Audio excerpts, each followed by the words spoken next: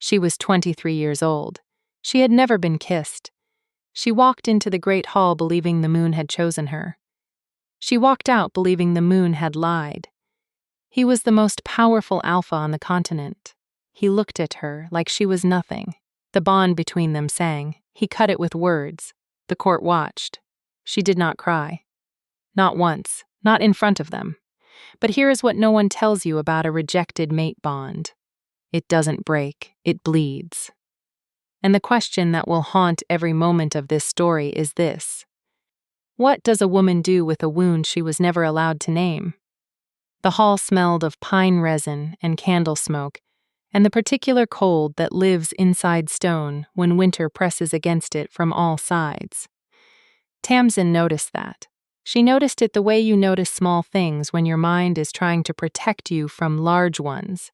The smell of the torches, the exact shade of amber in the light, the way the flagstones were uneven under her feet, worn smooth by generations of boots that had stood in this same place and trembled. She was not trembling. She had decided that, on the walk from her chamber. She had stood before the bronze mirror and looked at herself, at the brown dress they'd given her, at her dark hair pinned too tightly, at the hollow below her left collarbone, where the mate mark had bloomed 3 days ago, like something inevitable, like a bruise that arrives in the shape of a gift. And she had decided. She would not tremble. The mate claim ritual of the Ironmore pack had not changed in 400 years. She knew its shape the way she knew the rhythm of her own breath. The alpha entered last, walked the center aisle alone, and stood before the one the moon had named his. He placed his right hand over her mark.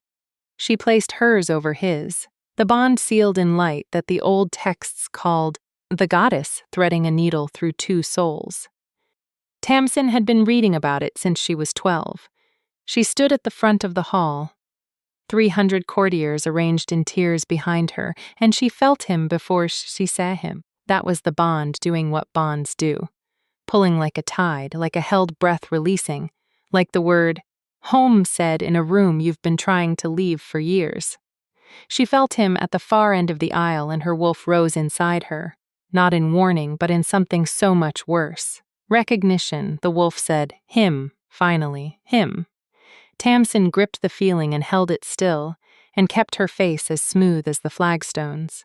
Aldrich of Ironmore walked the aisle like a man who owned the silence itself. He was 29 and newly crowned. The coronation had been 6 days ago, and there were still courtiers who had not finished deciding whether to fear him or worship him, most of them landing somewhere between. He was tall in the way that large men sometimes pretend not to be, as if he had not entirely decided to take up the space his body occupied. His hair was dark, his jaw was hard, and his eyes were pale gray, the color of a sky that can't decide between rain and snow. He had a scar through his left eyebrow, old, the kind of scar a boy gets, not a king. It was the only thing about him that suggested he had ever been anything other than what he was right now. Absolute. He walked toward her, and the bond between them sang. She felt it in her sternum, in the mark below her collarbone, in the marrow of her back teeth. It sang the way very old music sings, not prettily, but truly. In the register that bypasses thought entirely and goes straight to the place in you that knows things before you've decided to know them. He stopped 3 feet from her. She looked up. He was looking at her, pale eyes moving over her face with an expression she could not read. And she was good at reading expressions. It was the skill she'd built out of years of being overlooked, of watching rooms rather than being watched in them. She could not read this one. Something locked behind it, too carefully. He was close enough that she could smell him. Pine and cold iron and something underneath, something warm and dark she had no word for. Her wolf pressed against the inside of her ribs, urgent, hungry, full of a certainty that made Tamsin's throat ache. Tamsin of Ashvale, the high priest said from his position to their left. His voice was the ceremony, even and formal. Daughter of the ironworker's line marked 3 days past by the goddess's hand. Do you stand willing? I stand willing, she said, Her voice did not shake. She had decided that too. The high priest turned to Aldrich. And this is where it happened. This is where everything that comes after begins. Aldrich did not raise his hand toward her mark. He stood very still, and the silence in the hall shifted. 300 people feeling the wrong shape of a moment. And then he spoke. I decline the bond. 4 words. Not even a sentence. A sentence implies a reason. 4 words, spoken in a voice that carried to every corner of the hall, that reached the stone walls and the high vaulted ceiling and bounced back, and landed in Tamsin's chest like something thrown. The hall went absolutely silent. Not the silence before a ceremony. The silence after a catastrophe. Tamsin felt her wolf scream. Not in her throat. Inside her, in the part of herself she'd spent her whole life learning to trust, the part that did not lie. Her wolf threw herself against the interior of Tamsin's ribs and screamed in a register that had no sound, that existed only as sensation. A tearing, a wrongness, the specific agony of something being severed that was not made to be severed. She did not show it. Her face was still.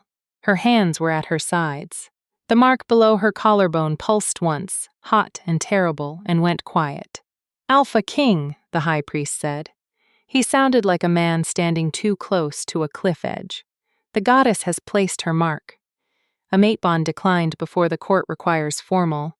I'm aware of the requirements. Aldrich's voice was even. Register the refusal. I will sign whatever documentation the goddess's law requires. He did not look at her. He had not looked at her once since the 4 words. Tamsin understood, with a clarity that felt almost like calm, that this was intentional.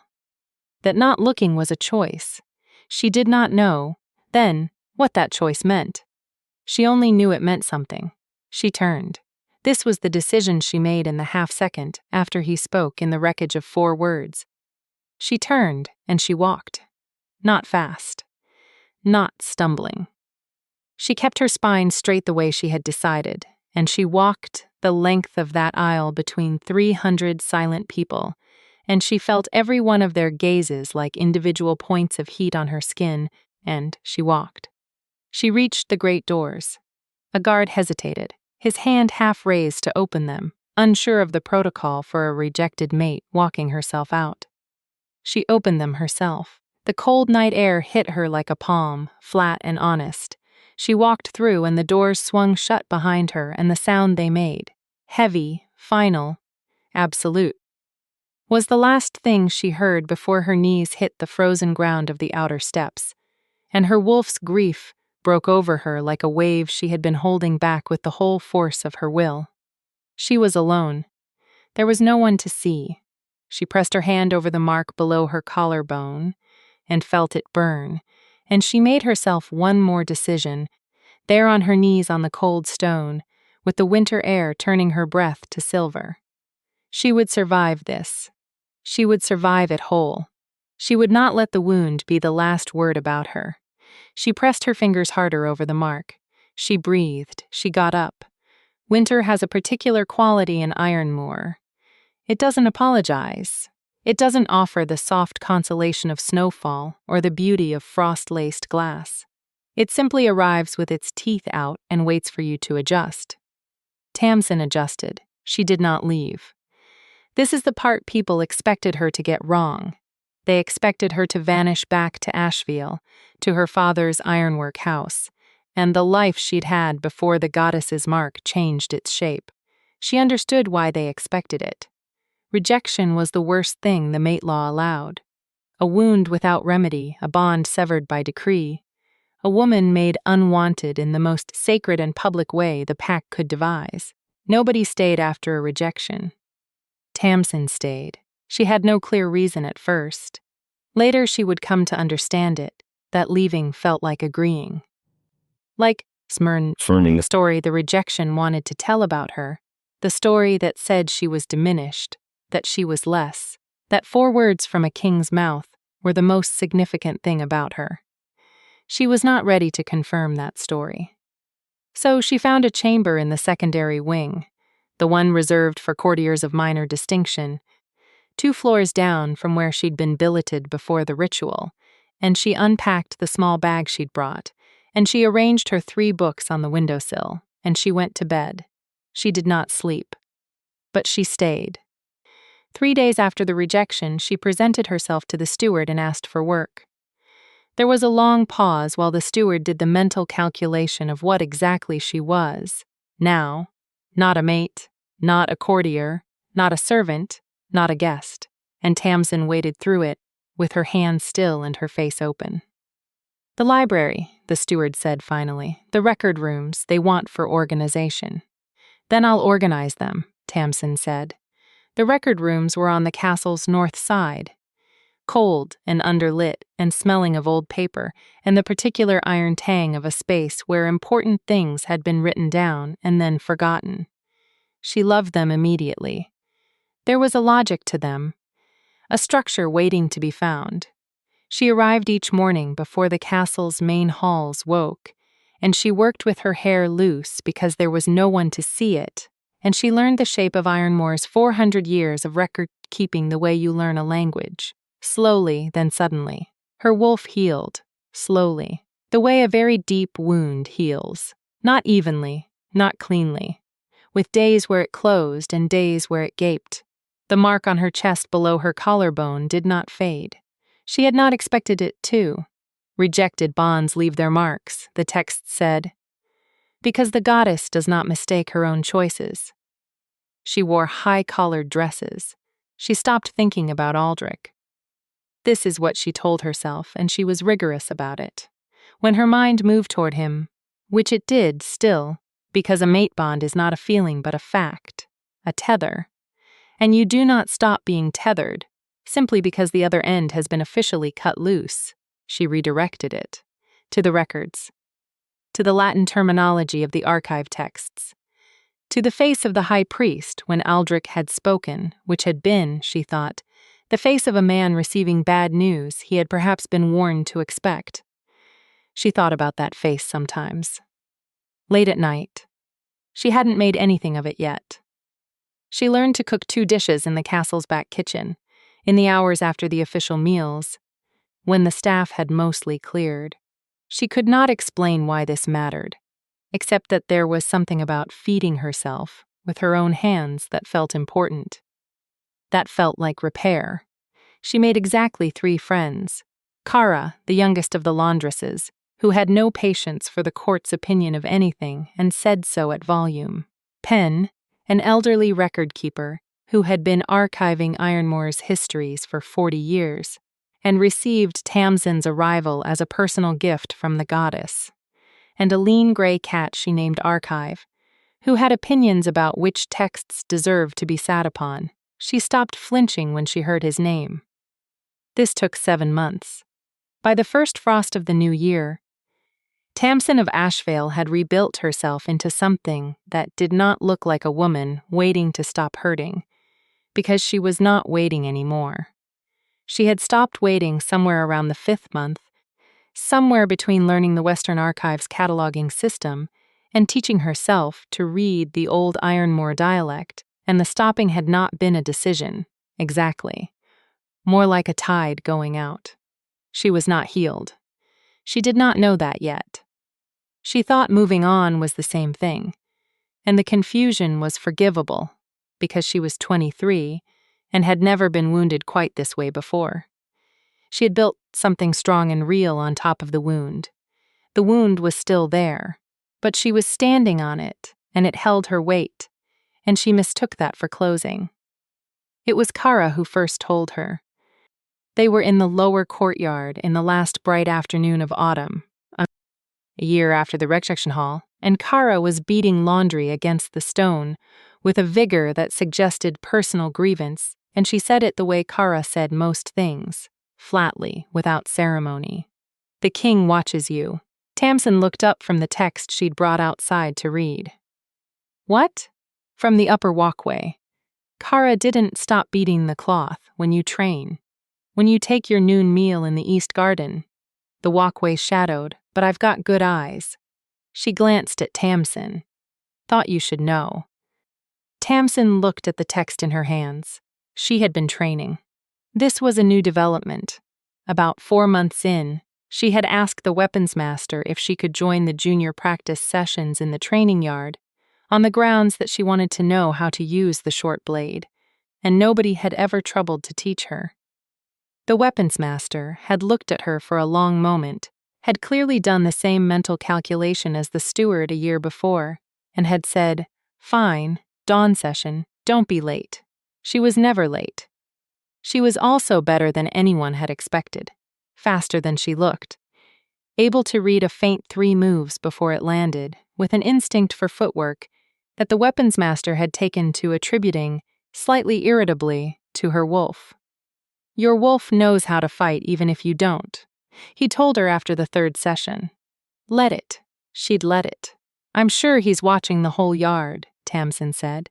"He's watching you," Kara said. The walkway angle would have him looking at the south corner, where the more advanced pairs train. "You're always in the east corner."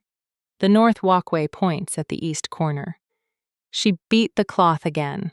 "I can measure angles, is what I'm saying." Tamsin looked at the text. The Latin swam a little. "It doesn't matter," she said. Kara made a sound that was not agreement.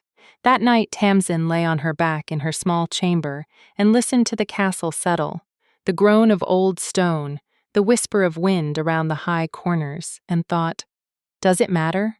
Examined it from all sides. Let herself look at it directly for the first time in months, the way you look at something that might hurt to look at. Steadily, with your breathing managed. Her wolf stirred, and she felt the mate mark pulse once, low and warm, and she pressed her fingers over it in the dark. It didn't matter, she thought. What he did in his walkways in his castle with his eyes was his own matter. She was building something. She had pen and Kara and archive, and the record rooms and the slow blade work of the dawn sessions, and 2 dishes she could cook with her own hands. She had herself rebuilt. She fell asleep with her hand still over the mark. In the morning, she was in the east corner of the training yard at dawn. And she did not look up at the walkways.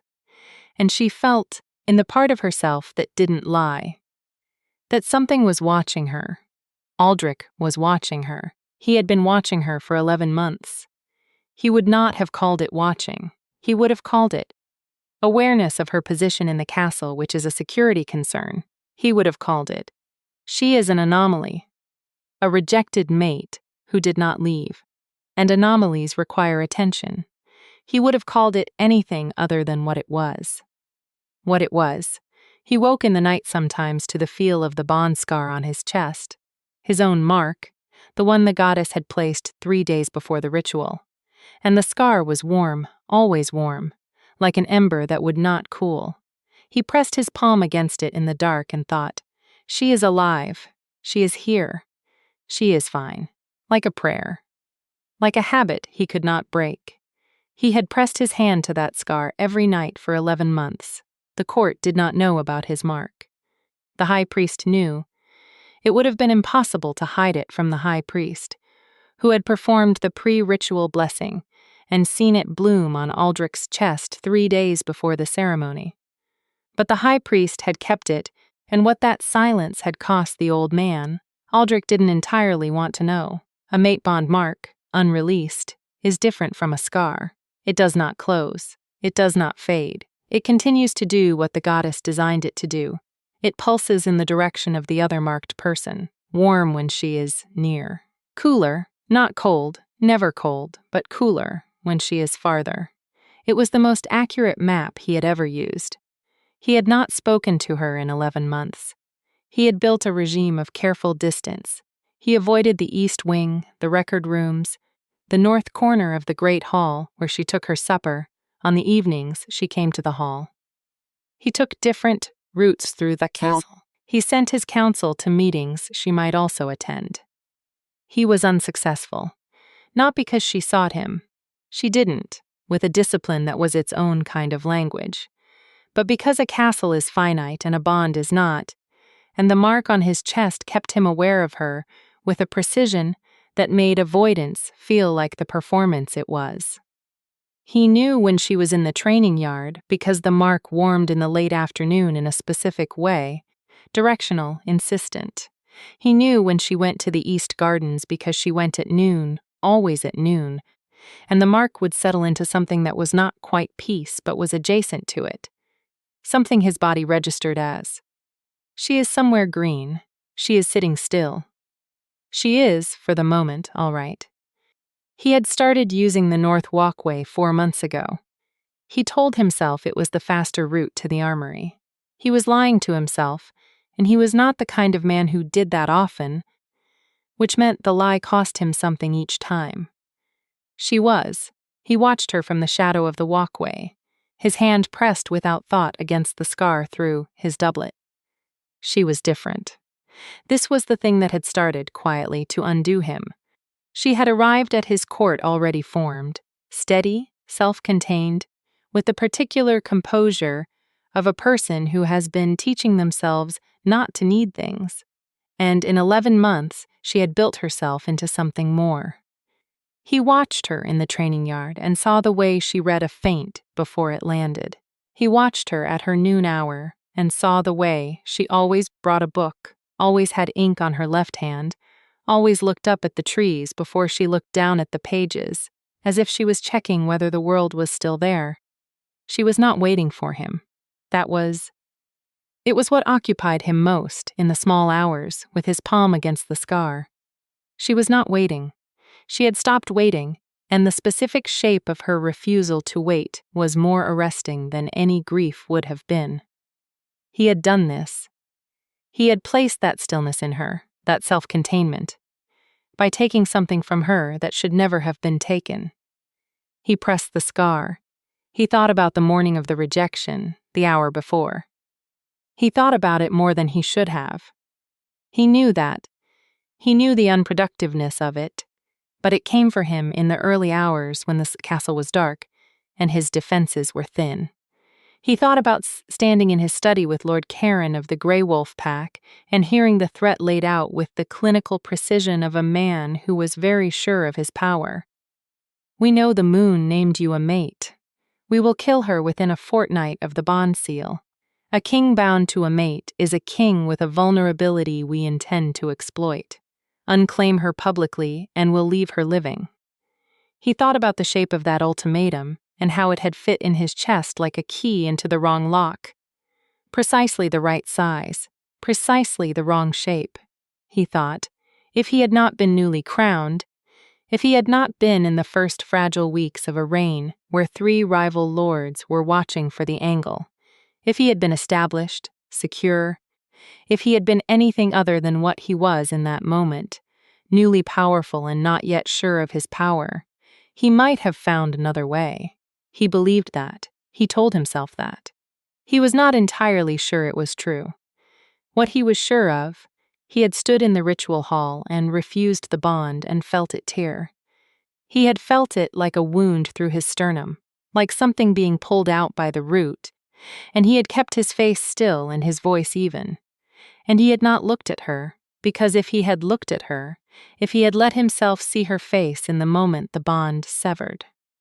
He pressed the scar harder. In his doublet pocket, he carried a small brass button. It was the button she had torn from his ceremonial cloak, or from a courtier near her. He hadn't been watching. No. He was lying to himself again. She had torn it from his cloak. He had not realized it was happening until he was already walking away, and he had heard the small sound of it hitting the flagstones.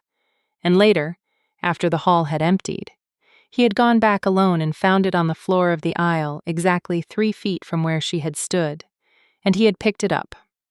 He carried it now, had carried it for 11 months. He did not think about why. He knew why. The first time they were in the same room after the rejection, deliberately, unavoidably, in each other's direct awareness, was at the winter solstice feast, 11 months and 2 weeks after the ritual. Tamsin had not planned to attend the feast. She had been, in fact, planning to take her supper in her room with a new delivery of texts from the Eastern Archive and Archive the Cat, who had developed a strong opinion about festival nights, and preferred to spend them somewhere quiet. But Kara had appeared in her doorway in the afternoon with the expression of someone who has been patient for a very long time. "Come to the feast," Kara said. "I had plans." "Your plans involve a cat and a book." Kara looked at her. "Tamsin, it's been a year." Something in the way she said it. A year, like a verdict, like a measurement, made Tamsin put the book down. "All right," she said. She wore dark blue. Her hair loose for the first time in public since the rejection because she had decided. It was a small decision. It was the kind of small decision that turns out to be a large one. That her hair was hers, and the court could look at it or not. The great hall at solstice smelled of pine boughs and roasting meat and beeswax, and the particular human warmth of several hundred people packed into a stone space in deep winter. Tamsin stood in the arch of the side entrance and felt her wolf stir. Not in distress, just awareness, the way a wolf is always aware of every entry and exit in a room. And she scanned the space with practiced eyes. She found Aldrich before she meant to. Her gaze went there the way water goes to low ground, simply as a function of the landscape. He was at the high table, standing rather than seated, speaking with two lords she didn't recognize. He wore deep charcoal gray and no crown. He almost never wore the crown outside formal ritual.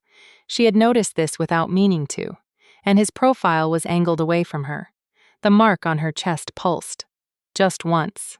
Just a recognition, low and involuntary, like a word said under the breath. She looked away. She found Kara and Pen and a seat at the lower tables, and she poured herself wine and listened to Pen describe a genealogical dispute he'd found in the Eastern archives involving two families who had been arguing over the same plot of land for 120 years. And she let the warmth of the hall and the wine, and Pen's precise, delighted voice, do their work on the tight place in her chest. She did not look at the high table again. She almost managed it. An hour in, there was a shift in the hall's particular social weather, the kind of shift you feel before you understand it. A change in pressure, in the direction of attention, and Tamsin looked up to find that Aldrich had moved from the high table and was making his way through the room. Not unusual. Kings circulated at feasts. But the scar pulsed again, warmer, more sustained, and she understood without wanting to that he was moving in her direction. She picked up her wine. He stopped 3 feet from her table. Old distance. Old number. "I was told," he said, "that the Eastern Archives' Western classification system has been reorganized." Tamsin looked up at him. His face was, she still could not read it, still that locked quality behind the pale gray eyes, but something different tonight, something at the edge of the lock that was not quite the same as before. "It needed organization," she said. "The record keeper says the cataloging is more comprehensive than anything the archive has had in 60 years. Pen would say anything. Pen has been doing this for 40 years and is not given to excess praise." A pause. "It was good work." There was a silence. Around them, the feast continued its noise, and in the noise there was a small pocket of quiet that was just the two of them and the 3 feet between them, and Tamsin felt her wolf sit very still inside her, watching. "Thank you," she said. Neutral. Even. He looked at her for a moment longer than a king, complimenting a records worker needed to look. Then he nodded, once, and moved on. Kara appeared at Tamsin's elbow 40 seconds later. "I told you he watches you." He commented on the archive work. He has never once in his reign commented on the archive work. Tamsin finished her wine. She felt the mark on her chest warm still, and she pressed 2 fingers against it through her dress and breathed and told her wolf to settle. Her wolf did not settle. 3 weeks into the new year, Aldrich called a meeting of the Eastern Archive stewards to discuss the reclassification of pre-founding documents. There were 4 stewards, including Pen. The meeting was called for the morning hour. Pen was ill that morning. He sent Tamsin. She arrived at the council antechamber to find 2 stewards already seated. Aldrich standing at the head of the table, and the seat beside Penn's usual position empty. She took it.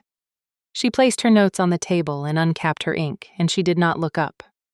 "The pre-founding documents," Aldrich said, addressing the room. "The Eastern Archive inventory suggests there are records from before the Great Binding that have been mislabeled as post-founding. I want to know what's in them." "There's an entire section we've been working through," Tamsin said, and then looked up, because the sentence required it, because she was here as a record keeper and not as the person who had once stood in this man's crowded hall and learned what she was worth to him. The mislab spelling is consistent. Whoever reorganized them in the Third King's reign clearly didn't know the old notation system. Some of them predate the written pack law entirely. One of the other stewards blinked. "How old?" "Old enough that some of what we now treat as sacred law appears to have been originally advisory." She had thought about how to say this for 2 months, since she'd first understood what she was reading. Not command but counsel. The room was very quiet. Aldrich was looking at her steadily, that locked expression, but the edge of it had shifted again. "Advisory from whom?" "From the goddess's first appointed speakers. Before the high priesthood formalized the office." She met his gaze. "Before the mate law was codified into its current form." A pause that held more than the conversation accounted for. "I'll want to see them," he said. "I can have them prepared. Today." She held his gaze for one more breath. Today. She gathered her notes after the meeting and walked the long corridor back to the archive, and did not think about the way he'd looked at her when she'd said, "Before the mate law was codified into its current form." She did not think about whether that was deliberate. She did not think about what, exactly, he was looking for in documents 400 years old. She thought about it for the rest of the day. He came to the archive that afternoon. He came alone, which surprised her.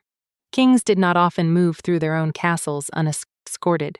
Or perhaps some did and Aldrich simply chose not to, and she was only now having occasion to notice. He stepped through the archive's low doorway and stopped for a moment in the cold half-light, and she watched him take in the space. The shelves floor to ceiling, the order she'd built into them over 12 months. The amber warmth of the reading lamps she'd had brought in, because the north light was too gray for detailed work. Archive the cat was asleep on the third shelf. Aldrich looked at the cat. The cat opened one eye, made a judgment, closed it again. "The pre-founding texts," Tamsin said, from her table. "I've laid them out chronologically on the north table." He crossed to them. She watched him reach for the first text and handle it correctly. 2 hands, careful, and thought. He knows what old things require. She did not know why this mattered to her, and she pushed the thought away. She returned to her own work. For a while there was only the sound of turning pages. Careful from him, practiced from her, and the archive's particular quiet, which was different from other quiets. Fuller, the quiet of things written down. "This notation," he said after 20 minutes. She looked up. He was holding the third text, pointing at a marginalia string. "What does this mean?" She came around her table and stood beside him. Close. Closer than she'd been in a year. Close enough to smell him, pine and cold iron, and that warm undercurrent she still had no word for, and her wolf went very still inside her, the kind of stillness that precedes either flight or absolute attention. She pointed at the notation without touching the text. "It's a clarification mark.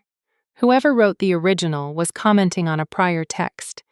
This section is actually a response to a ruling made 2 generations before. The goddess's speaker is pushing back." "Against what ruling?" She turned her head to look at him and found him already looking at her. His face, there it was, the thing she could never read, but closer now than it had been, something almost surface level in the pale gray eyes. "Against the codification of rejection as a valid exercise of alpha authority," she said. She called it a corruption of the bond's intent. The silence was very complete. His jaw tightened. Just once. Just barely. "She lost," he said. The record shows she was overruled by the assembled lords. Tamsin stepped back. 1 step. The distance she needed. It tends to go that way. She returned to her table. He stood at the north table for a long time after that, not reading. She did not look at him. She heard, eventually, the sound of him setting the text down, heard his footsteps, heard the archive door close behind him. She pressed her fingers against the mark below her collarbone. It was warm, had been warm for the full duration of his presence, a warmth so steady and familiar it had taken her most of the afternoon to stop tracking it. That night she dreamed. Not of him, not directly. She dreamed of the goddess's speaker in the old text, a woman pushing back against a room full of lords, writing her dissent into the margins where it would survive even though she hadn't won. She dreamed of the mark on her chest and the way it had felt in the archive. Not like a wound, like a compass needle, like something still true. She woke before dawn with her hand pressed against it and lay still for a long time in the dark.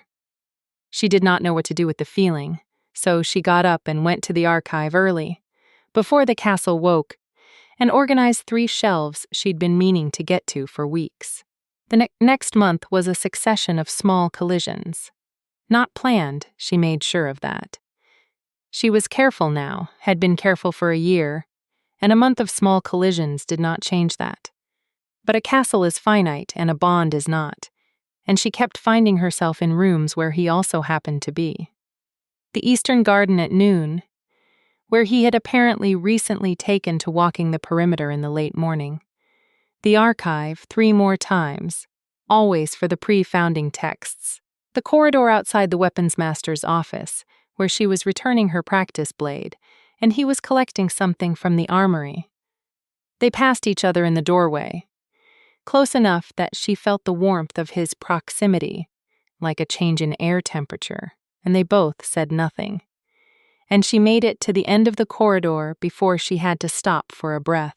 Her wolf stopped pretending to be uninterested. This was the worst of it, honestly. The wolf was not confused. The wolf had never been confused. Wolf selves do not deal in the social constructions that humans use to manage things like, he publicly rejected you in front of 300 people, and that should preclude any further feeling, because the wolf self precedes those constructions entirely. The wolf only knew, mate, near, hour.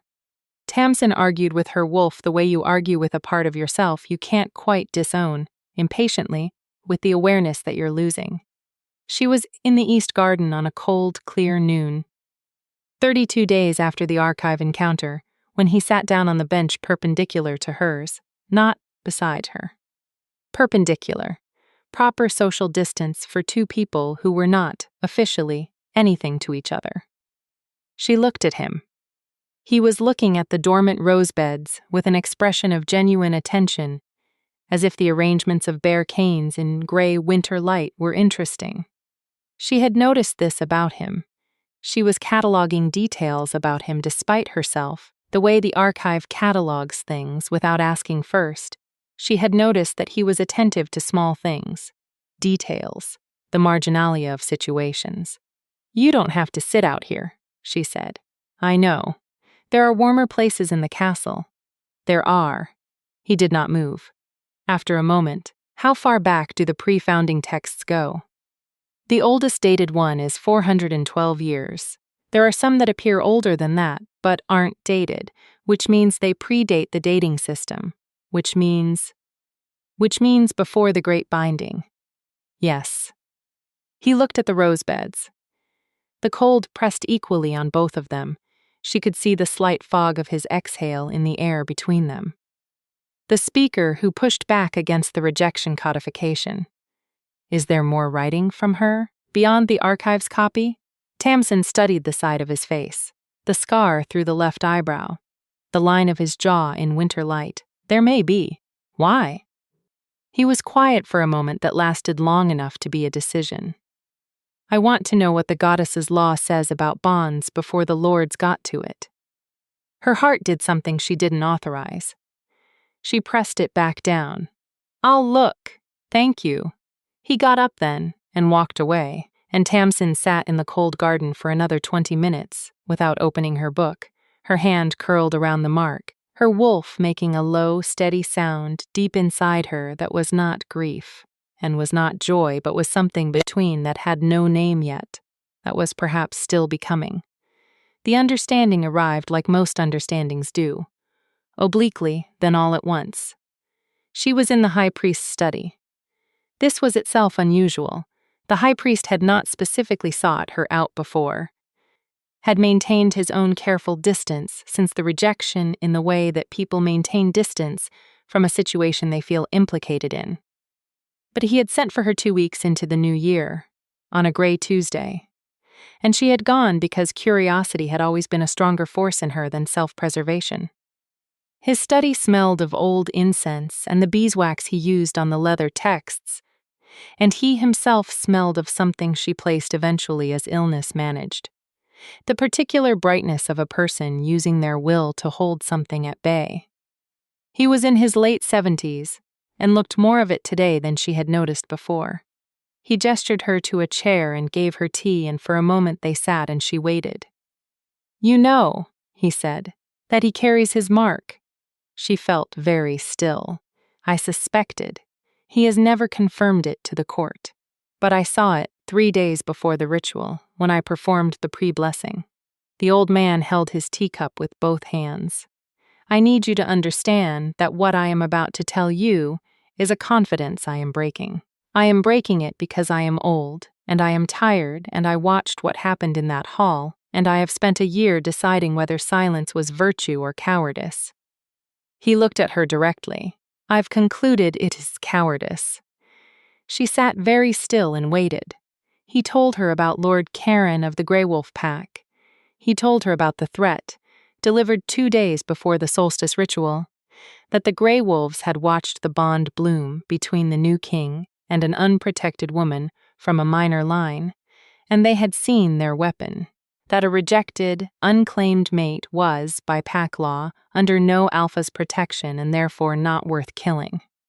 That the threat had been explicit and had included the particular intelligence, good intelligence, the high priest said, the kind that comes from someone inside the court, that Aldrich's feeling for his fated mate, even 3 days after the bloom, was already the most significant vulnerability the new king had, that he had loved her before he had even spoken to her, that it had been visible. He refused the bond, the high priest said, to make them leave you alone. The study was very quiet. The old man's clock counted seconds from the mantelpiece.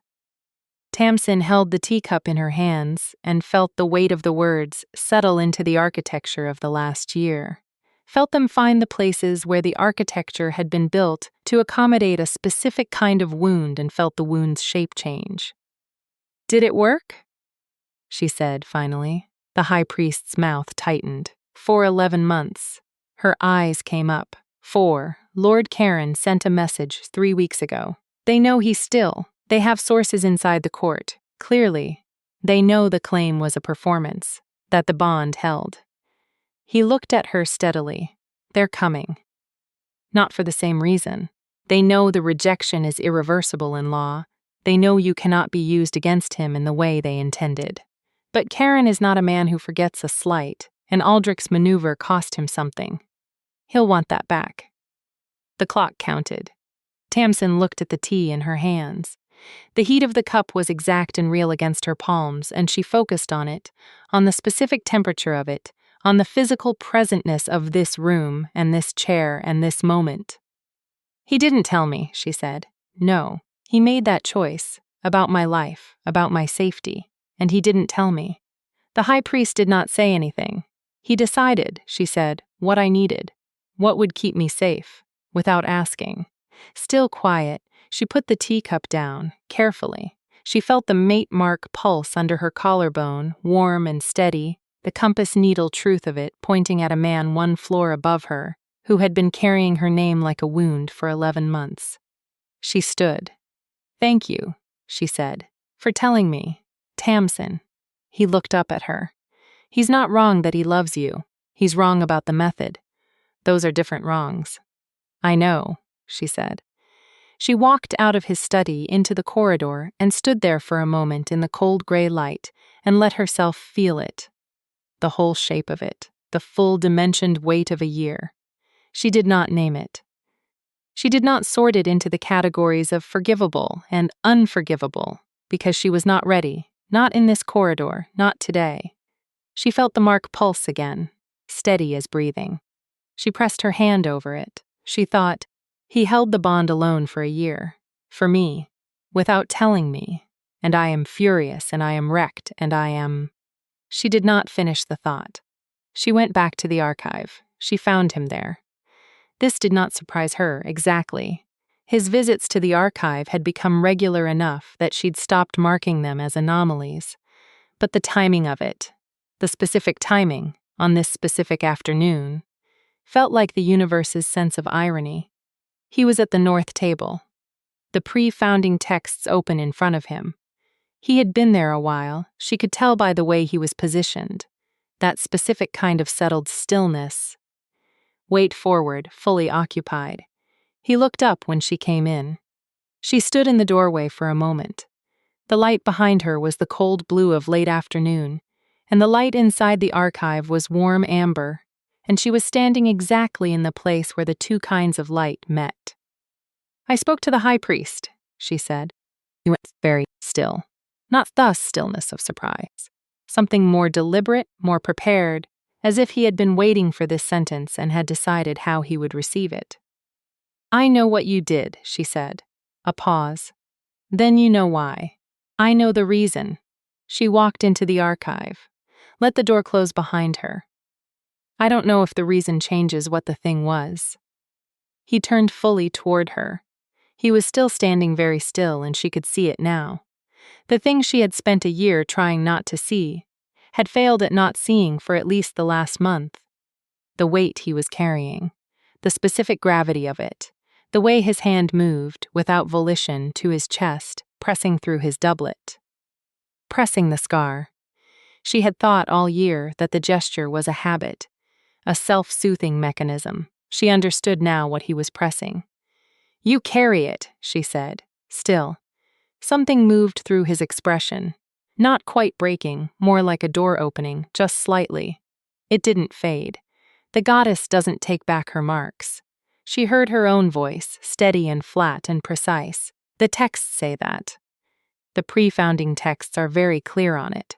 A bond severed by decree does not end the bond. It only ends the legal recognition of the bond. The goddess doesn't care about the legal recognition. I know. You knew when you stood in that hall. Yes, and you did it anyway.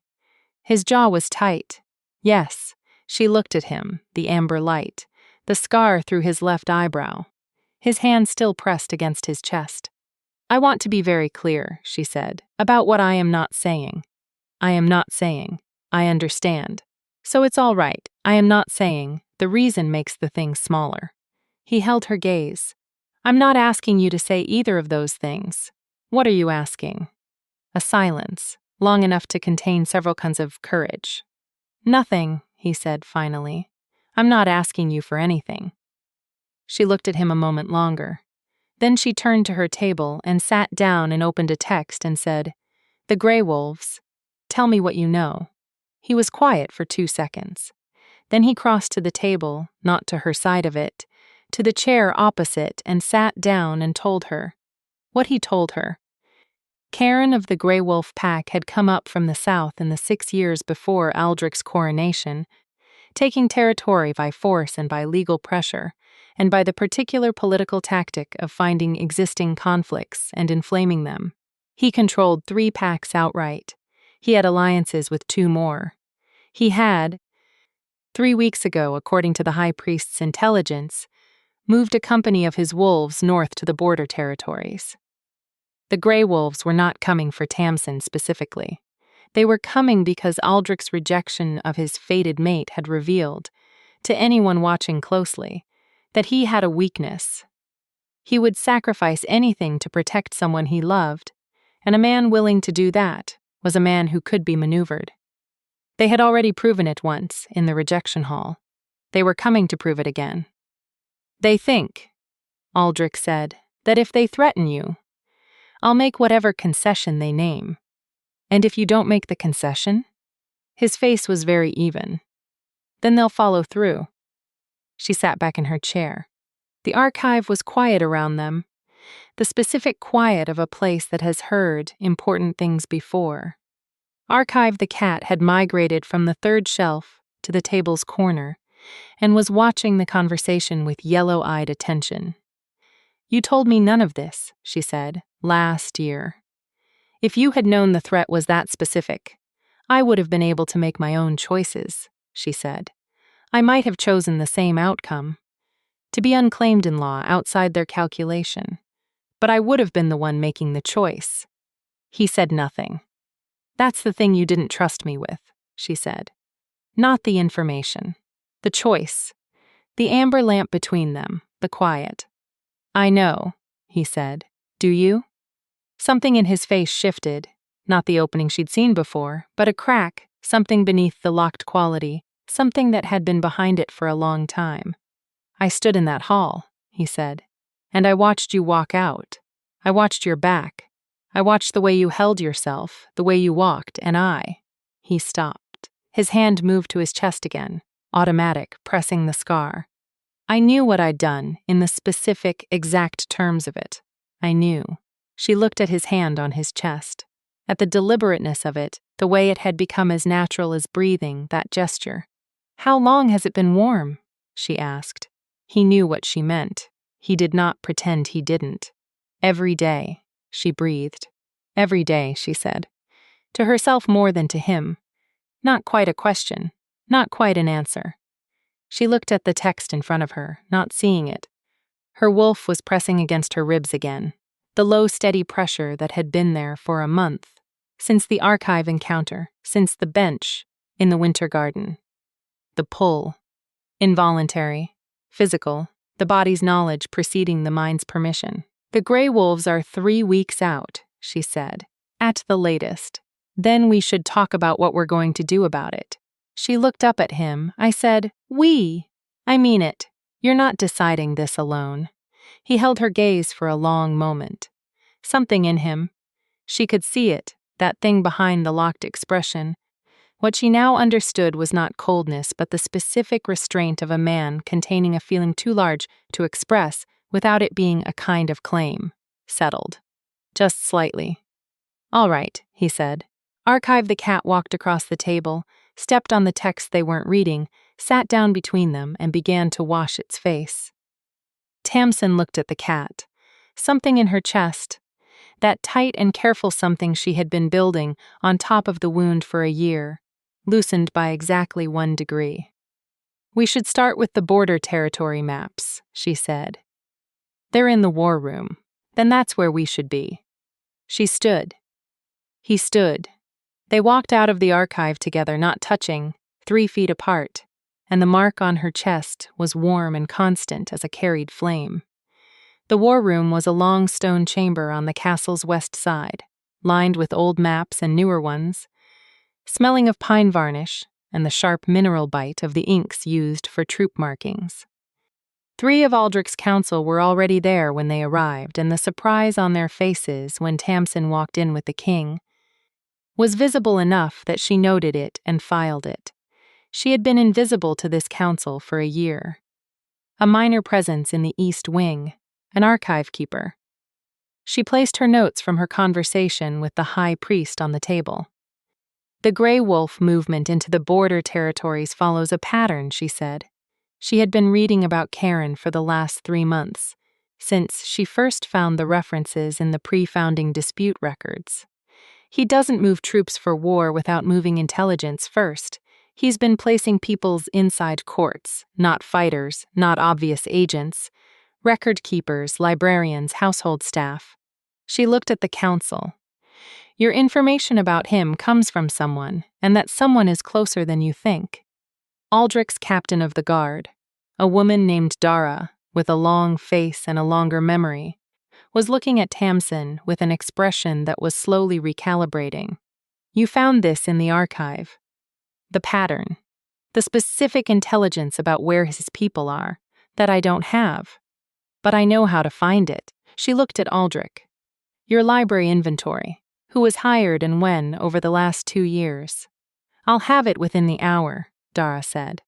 What happened next was 6 hours of the kind of work that does not look like anything much from outside. Maps and lists and the cross-referencing of hiring dates against intelligence leaks, the slow, careful work of finding a pattern in paper. Tamsin did what she always did. She organized.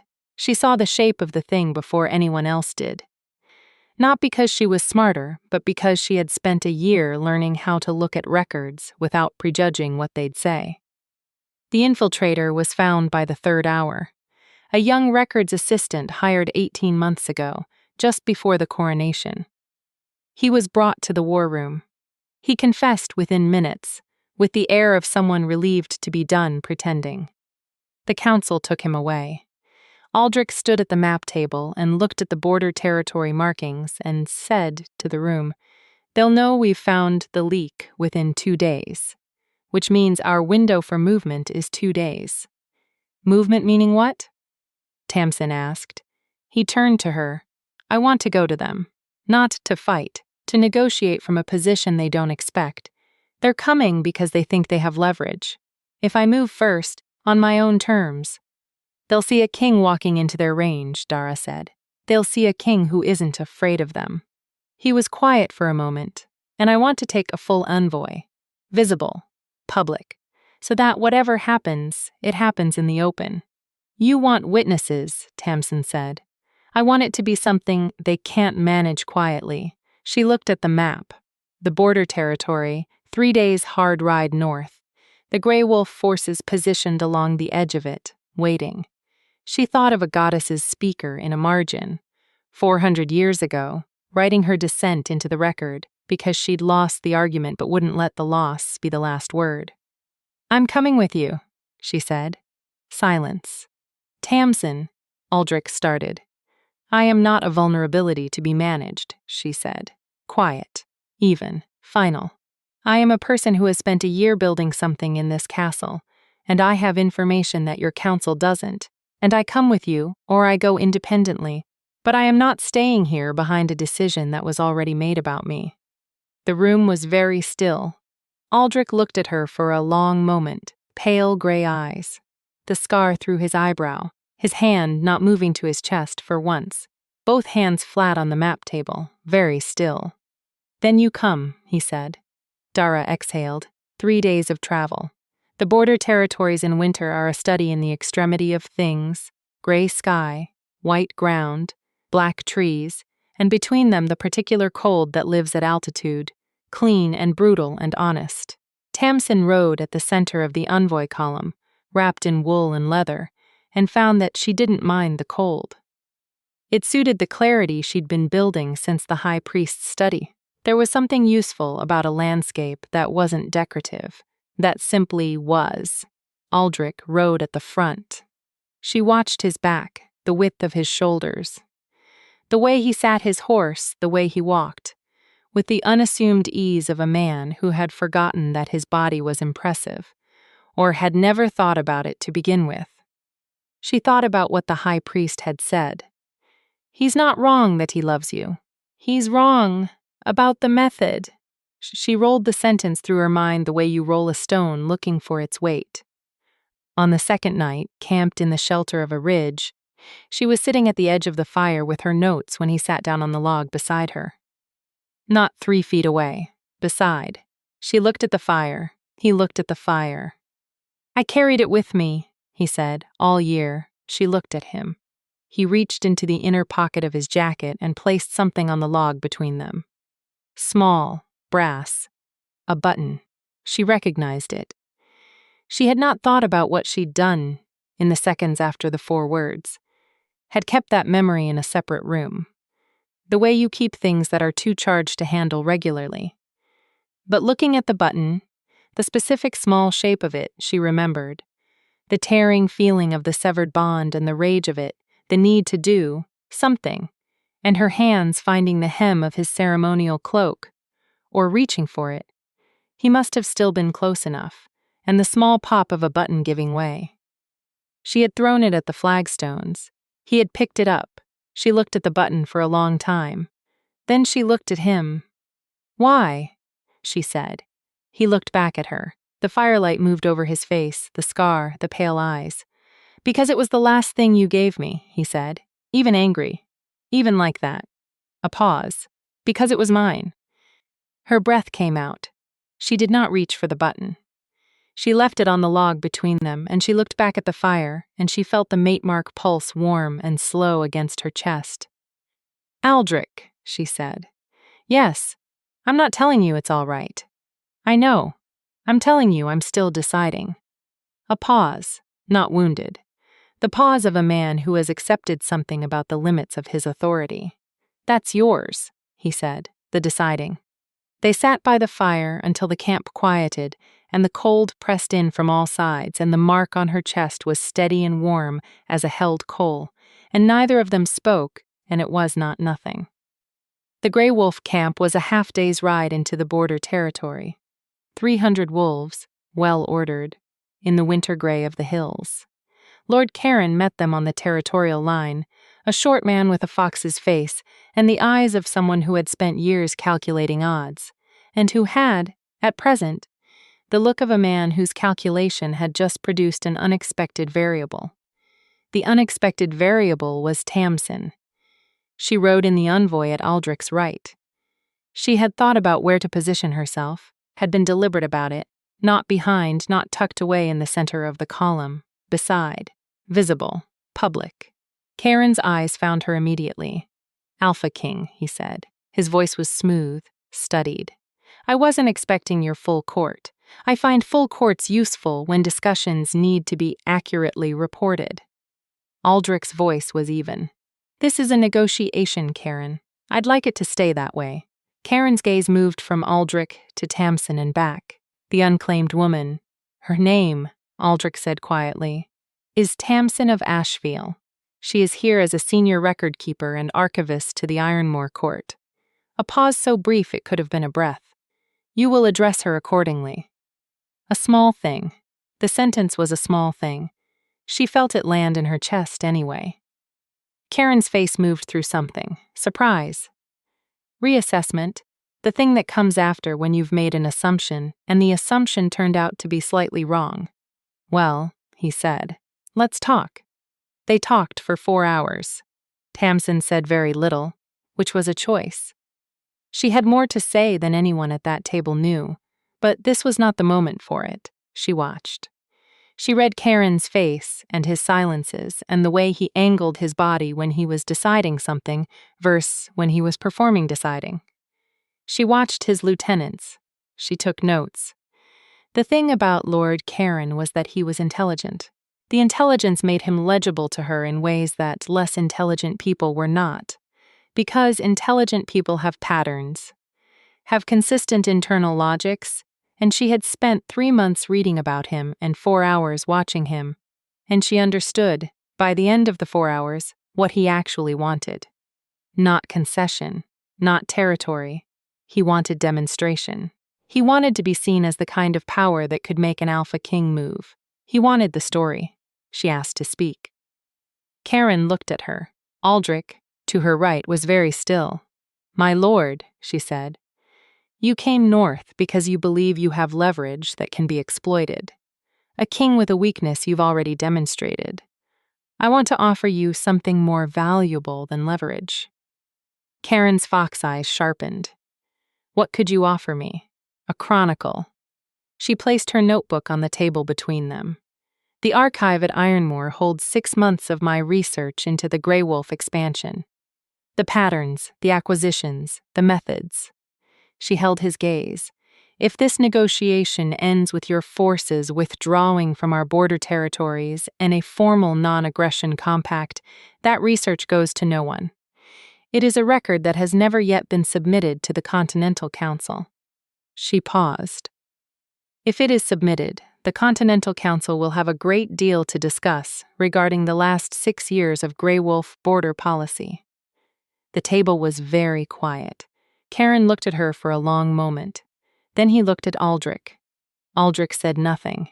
He was watching Tamsin, and she did not look at him, but she felt the weight of it. the specific quality of his attention, the recognition in it. "You taught yourself to read borders," Karen said to her. "I taught myself to read records," she said. The borders were in the records. Karen was quiet for a long time.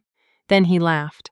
Not the laugh of a man who has been beaten, but the more specific laugh of a man who has met something he didn't expect and has enough self-possession to appreciate it. "The unclaimed archivist," he said. "I underestimated the scope of your preparations, King Aldrich." "You underestimated her," Aldrich said. "They're not the same thing." The compact was signed 2 hours later. They rode south in the early dark, back toward the ridge camp. The stars were out, the kind of stars you only get at altitude in winter, innumerable, indifferent, beautiful in the way that very old things are beautiful. Tamsin rode and felt the cold on her face and the warmth of the mate mark under her layers of wool. And something was moving inside her, something too large to name yet. Aldrich rode beside her, not at the front of the column. Beside. They rode for a long time without speaking, and the silence between them was not the silence of the last year, that careful, managed distance, but something different, something that had more room in it. "You didn't tell me you had that," he said finally. "The Chronicle?" She looked ahead at the dark road. "I'd been building it for months. I didn't know what it was for until yesterday." "You used it." "I used it." "You protected the court," he said. "After everything the court let happen to you." A pause. "You warned them, went to the table for them." She was quiet for a moment. "I didn't do it for the court." She thought about how to say the next part, and decided to say it plainly. "I did it because I am not willing to let what happened to me be the thing that defines what I'm capable of." She looked at him. "I'm not the rejection. I'm not the wound. I'm also not the person who rebuilds herself in private and then stays there." He was looking at her, the dark road, the stars, the cold. "No," he said quietly. "You are not." They reached the ridge camp. The fires had been rebuilt. She dismounted and walked to the edge of the firelight, stood there looking out at the dark hills with her hands wrapped around each other for warmth. She heard him approach, felt him, the mark steady and warm, the way it was always steady and warm when he was near, the way it had been all year even when she was pretending not to feel it. He stopped beside her. "I need to tell you something," he said. She waited. "I think about the hall every day." Not looking at her. Looking out at the dark, not the reason for it. The thing itself. "The look you didn't show me." His voice was low even in the dark. "I don't say this to explain it or to ask you to receive it differently than you do. I say it because I want you to know that I know the exact weight of what I did." Her throat was tight. "I know you know," she said. "I've carried your mark for a year," he said, without asking for anything from it. He stopped. "The bond doesn't ask either of us to do anything. It just is. It just keeps being." His hand moved to his chest. That gesture. "I know what the goddess's law says, and I know what the Lord's made of it, and I know what I made of it, and I want to. I need to say that whatever happens from here, the choice is yours. Completely. I am not." His voice dropped slightly. A man landing at the edge of something. "I am not claiming anything." She turned to look at him. In the firelight's edge, he looked like what he was. A man in the aftermath of a long year of the specific difficulty of loving someone you've harmed. He looked, for the first time she could remember, undefended. His hand was still pressed to his chest. "Stop doing that," she said gently. He looked at her, confused, briefly, and the confusion was the most unguarded thing she'd seen on his face. "Doing?" Pressing it. She reached up, not quite touching, her hand hovering over his where he pressed the scar. "You press it like you're trying to keep it from hurting. You can't keep it from hurting. It doesn't work that way." His hand stilled under hers. They stood like that, her hand just over his, not touching, almost touching, with the fire behind them and the dark hills ahead and the stars that didn't care about any of it. "I know," he said. "I know that." Her hand dropped. She looked back at the dark. "I'm not ready," she said. I want to say that plainly. I'm not ready to tell you anything with certainty. I am still deciding. All right, but I am. She paused, chose the words carefully. I am not deciding away from you. I want you to know that. She felt the mark pulse, slow and true. I'm just not deciding anything at all yet. I'm still becoming the person who decides. He turned toward her. In her peripheral vision, she could see the change in him, some weight releasing, not wholly but partially, the specific relief of someone who has been braced for worse. That's enough, he said. That's more than. She breathed in the cold air, pine and iron and winter, and underneath that warm, dark undercurrent she'd never found a word for. She let herself smell it, just for a moment, without redirecting. Let her wolf have it. Her wolf went very quiet. Not the anticipatory stillness, the after kind. That night, in the camp, she dreamed. She was in the great hall. Not the rejection hall, but before it. The hall as it had been before the ceremony, empty and warm with firelight, the banners hanging, the flagstones smooth under bare feet. She was alone in the dream until she wasn't, until there was a sound behind her, and she turned. He was in his wolf form, not the human form she had been managing for a year.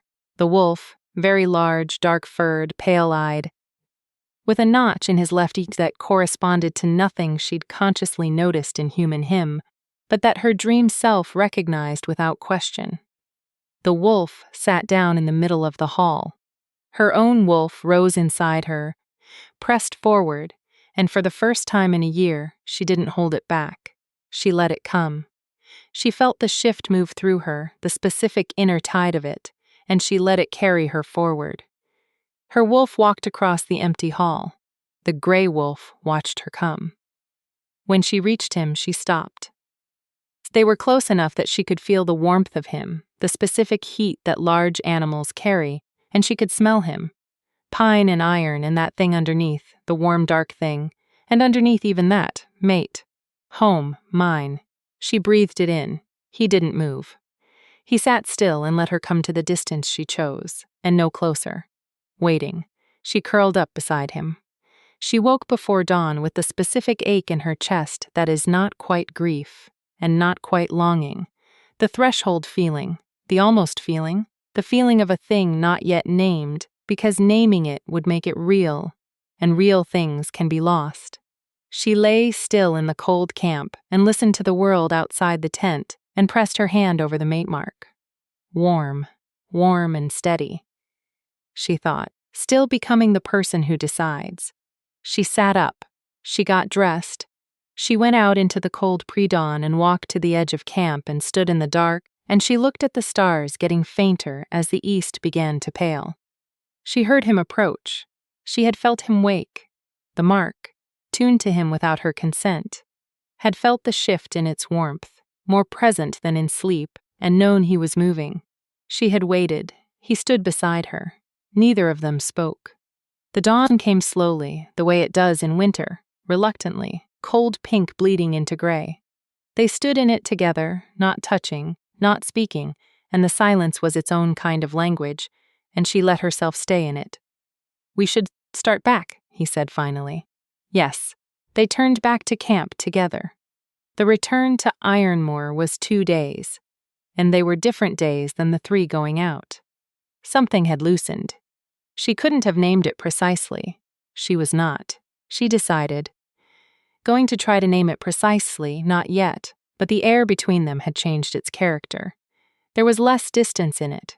Not closeness, not yet, but less distance. She spent the ride sorting through what she knew, laying it out like archive records, finding the pattern. What she knew, the bond was real, had always been real, on both sides. He had carried her mark for a year, pressed it every night, found ways to be where she was. He had kept a brass button for 11 months. He had stood in the war room and heard her say, "I am not a vulnerability to be managed," and had said, "Then you come." What she also knew, he had made a choice about her life without giving her the choice. That it had come from love did not undo the method. Both things were true. She had spent the last 2 days seeing how they could both be true at once. How a person could love someone and also fail them in the specific way of taking their agency away, and how the love did not excuse the failure, and the failure did not erase the love. How to hold both things was the question. She thought about the goddess's speaker in the pre-founding text, the woman who had lost the argument and written her dissent into the margins anyway. She had been right about the mate bond, that severing it by decree did not end it, only the record of it. She had been right, and she had been overruled, and she had written it down, and Tamsin had found it 400 years later in a cold archive, and here they were. The record survives, she thought, even when the moment doesn't. They came back to Ironmore on the first clear day of late winter, that specific quality of light that arrives when the worst of it is over, thin and brilliant, without warmth yet, but with the promise of warmth. The castle's northern towers caught it and threw it back, and the court poured out to receive them with the energy of people who had spent 3 days in suspense and had now been given permission to release it. Aldrich reported to his counsel. Tamsin went to the archive. She needed to be there, in the quiet, in the amber lamp warmth, with the smell of old paper and iron and beeswax. She needed to be somewhere that was hers. Archive the cat was on the 3rd shelf. He opened one eye when she came in, satisfied with her return, and went back to sleep. She sat at her table and did not open any texts. She sat with her hands flat on the wood and breathed. She thought about what she'd said at the ridge. I am not deciding away from you. She thought about the wolf dream, the gray wolf sitting still in the empty hall, not moving toward her, not claiming, just present, waiting. She thought about what she was waiting for. The door opened. She did not turn around.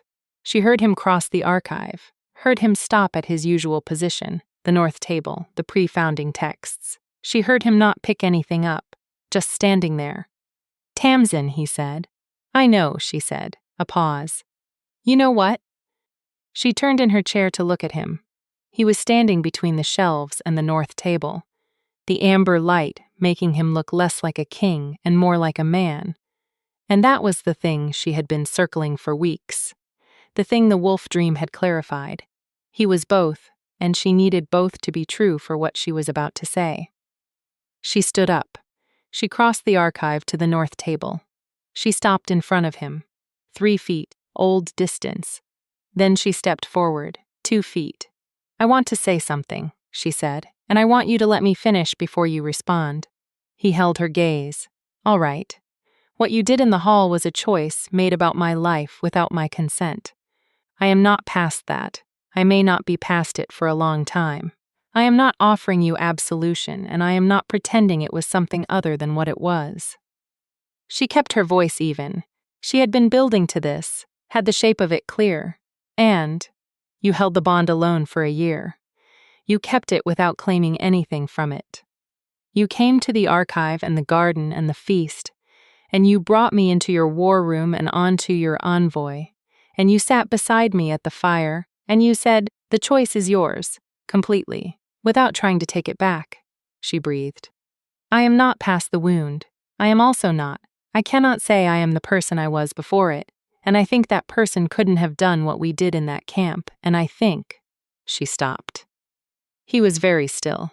I think the only honest thing I can say, she said, is that I am still becoming. I am still becoming the person who knows what she wants. And I want to do that, the becoming, with you in the room. If you can wait for the rest of it. Silence, the amber light, archive on the 3rd shelf, the cold iron smell of the room, and underneath, that warm, dark undercurrent that was his. I can wait, he said. His voice was low, and it dropped even lower in the last 2 words, in the way she had noticed very early. The first night in the archive, she had noticed that his voice dropped when he was most sure of something, when he wasn't performing certainty, but simply feeling it. She stepped forward again. 1 foot. She raised her hand and placed it flat against his chest. Through his doublet, she felt the mate mark, or felt what the mate mark did to the space around it, the warmth of it, the slight difference in his heartbeat over the scar. She felt his breath change, just slightly, not dramatically. A catch. A held moment. His hand came up. He placed it flat over hers, not pressing her hand toward him, just covering it. Just warmth over warmth. They stood like that, in the archive, in the amber light, and the mark between his chest and her palm pulsed once, twice, slow and warm and true. "I have your button," he said quietly. "When you want it back." "I don't want it back," she said. "Keep it." She felt him breathe. She kept her hand where it was and felt the bond between them, not the bond of the legal record or the court ceremony, not the severed thing, not the official absence of a thing, but the actual bond, the goddess's threadwork, still there, still warm, surviving the lie they'd told the lords about it. The bond that did not care what had been decreed, that had just waited. She thought about the speaker's margin note. A bond severed by decree does not end the bond, only the record of it, she thought. The record, then, was never the truth of it. She looked up at him. He was looking at her, fully, finally, without the locked quality, without the management. Just him, looking at her, with the expression of a man who is not sure he deserves to see what he's seeing. "Aldrich," she said. "Yes. Stop looking like you're waiting to be sent away." Something moved through his face that she had no word for, because it was very specific to him, to this man, to the angle of the winter light and the amber of the lamps and the exact way his breath released. She would have a word for it eventually. She was becoming the person who would have it. She stepped back, not away from him, back to her own position, her own feet, her own weight. She kept her hand on his chest for one more heartbeat, then let it fall. "The Eastern Archive still has 3 unsorted boxes," she said. "Then you should sort them." "Tomorrow." He looked at her. "Tomorrow." She went back to her table. He stood at the north table and picked up the pre-founding text, and the archive held them both. And Archive the cat moved from the 3rd shelf to the corner of her table, and sat in the way of her notes with great deliberateness. And she moved him, gently, and felt something ease so completely inside her that she had to close her eyes for a moment, just a moment. Then she opened them, and picked up her pen, and went back to work. The solstice came again, 12 months, nearly exactly, from the winter feast where he had stood at her table and mentioned the archive where Kara had said, "I told you he watches you," and Tamsin had said, "It doesn't matter," and believed it, or believed she believed it, which had been close enough at the time. The hall smelled of pine boughs and roasting meat and beeswax and winter warmth, the same. And not the same. She wore dark red this time, her hair loose.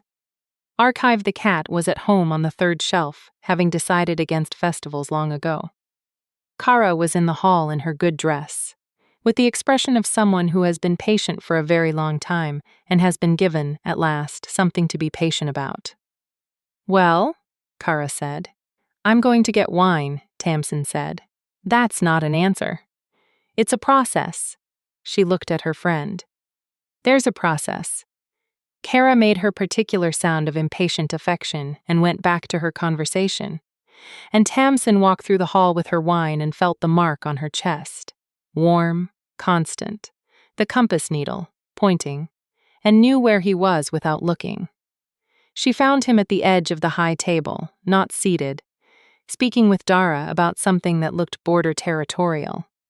He saw her when she was still 20 feet away, the mark, she supposed, in both directions, and whatever he had been saying to Dara he finished in 2 sentences, and Dara, with the air of a woman who had watched this particular situation develop for the last several months with professional interest, excused herself. He came toward her. She met him in the center of the room, equidistant from both their usual positions, in the warm amber of the feast lights. And around them the court moved and ate and talked, and did not stop doing any of those things, because she was not the woman who had walked out of this hall a year ago. And he was not the king who had watched her go. "Kara thinks this is a process," she said. "She's not wrong. She's very invested in the outcome. So is Penn." A pause. So is most of the castle, I think. Tamsin looked at him. The scar through his left eyebrow, the pale gray eyes that she could read now, had been learning to read for months, was not finished learning but was further along than she'd thought possible in the archive's amber light that first November afternoon. They should perhaps manage their expectations, she said. I've stopped managing mine. She looked at him. He held her gaze steadily. Good, she said. She had been thinking, for the last 3 weeks, about what choosing looked like, not the legal form of it. She had read enough of the pre-founding texts to know that the goddess's bond did not require any ceremony except willingness, that the lords had constructed the ritual out of their preference for public performance of things they could control. The bond itself required only the 2 marked people and an intention. Clear and mutual and freely given. She had been thinking about freely given. She was thinking about it now, with the feast around her, and the mark warm on her chest, and him standing in front of her, not claiming, not asking, just present in the way that she had slowly come to understand was its own kind of answer. He had stood in that hall a year ago and made a choice about her without her. She was standing here now making a choice about herself. She thought, the speaker in the margin was right. The bond doesn't end when the record does. It only waits, she thought. I have been waiting too. Not for him, for myself. For the person who knows what she wants and isn't choosing it out of longing or wound or the pull that bypasses thought. For the person who is, finally, whole enough to choose, she thought. I think I'm there. There's something I want to say, she said. His breath stilled. I want to say it once, and I want it to be the true thing. She looked at him. I choose this. Not because the bond asks it. Not because I don't have anywhere else to go. I have the archive and the garden and Kara and Penn and 3/4 of the Eastern record still unclassified. I have a life here that I built. I am choosing you from inside a life I already have. She kept her voice steady. Do you understand the difference? He looked at her, and the thing she had no word for yet was on his face again, fully, without management. Yes, he said, I understand. And you understand that I will continue to tell you when you're wrong. I'm counting on it. And that this is, she felt the mark pulse warm and specific and hers. This is not the bond choosing. This is me. I'm choosing it. He held her gaze for a moment that contained the full weight of the last year. The hall and the 4 words, and the cold steps and the archive and the garden, and the fire at the Ridge Camp and a brass button carried in a pocket for 11 months. And then he said, quietly, I know. She reached up. She placed her palm against his chest over the scar. She felt his heart under her hand. She felt the bond mark's warmth, both of them together, her mark and his, the goddess's threadwork surviving everything they'd put it through. She said, Then I'm staying. He covered her hand with his. The same gesture as the archive, warmth over warmth, but different now. Full, unheld. The weight of something no longer kept at careful distance. Around them, the feast continued, warm and loud and alive, and no one made any particular pronouncement, and there was no ritual and no ceremony and no public performance. Just a woman and a man in the middle of a hall, her hand on his chest over a scar that had been bleeding quietly for a year, and the specific quality of a wound when it finally begins to close. Not healed, not yet, but beginning. She breathed. He breathed. The mark between them pulsed once, warm and slow and true, and the goddess, if she was watching, and the old texts suggested she always was, made no record of it. She didn't need to. This was never the kind of thing that needed a record. It was only the kind of thing that needed to be true. And it was. And so she stood there, in her dark red dress with her hair loose, and the mate mark warm against her sternum. Not a woman who had survived a rejection, but a woman who had built something out of the wreckage, and then, this is the parts the texts don't prepare you for, chose to share it, not because she had to, because she wanted to. Because she was whole enough now that wanting was a different thing than needing, and she could feel the difference in her own bones. He kept the button. She never asked for it back. That, too, is a kind of choosing. Thank you for listening, loves. Stories like this one, stories about women who rebuild themselves from the inside out, who find that the choice made on their own terms is the only choice worth making. Those are the ones I will keep telling for as long as you want to hear them. If this one found you somewhere you needed it, come back. There's always another fire, and another story waiting in the dark beside it, and I'll be here.